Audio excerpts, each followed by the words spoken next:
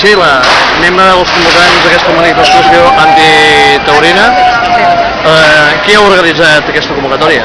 Bueno, hem convocat un grup d'animalistes d'ací de València, hem convocat la manifestació, una concentració totalment pacífica, i bueno, el que han fet és reunir una sèrie d'associacions també per la defensa dels drets dels animals, i han vingut així proves tant de la Comunitat Valenciana com inclús alguns de Barcelona i algun també que ha convocat d'Andalusia, no? I de part d'Alacant també.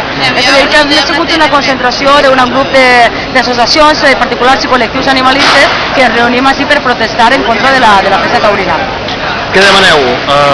L'abolició, també l'abolició, encara que no l'abolició en absolut, perquè realment el que no sap la gent és realment el maltractament tant físic com mental que reben els animals, tant els bous de l'illa com també en moltes de les vegades els mateixos cavalls reponeu, que diuen, no? Ells també recibeixen un maltractament continu a la plaça de bous. Què reclameu a les institucions?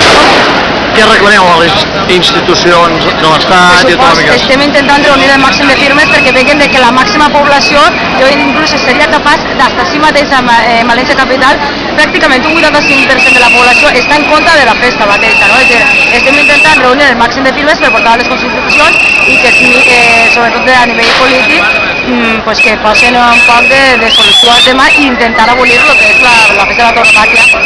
S'està fent una recollida de signatures per tal de l'evolució? Sí, en Barcelona estan fent un poc més gran, ja estan fent un col·lectiu més massius i ja crec que porten més firmes de les que realment necessitaven, no? A partir d'ara ja ho portaran tant a mitjans de comunicació com a nivell polític per intentar que s'abolisca, sobretot en Barcelona. Ja si València està fent ja més fort, si València estem començant ja a fer-ho, que sobretot en mitjans de comunicació i sobretot el reste de la gent que hasta ara tampoc havia protestat per por als estudis, per por a reclamar, ¿no?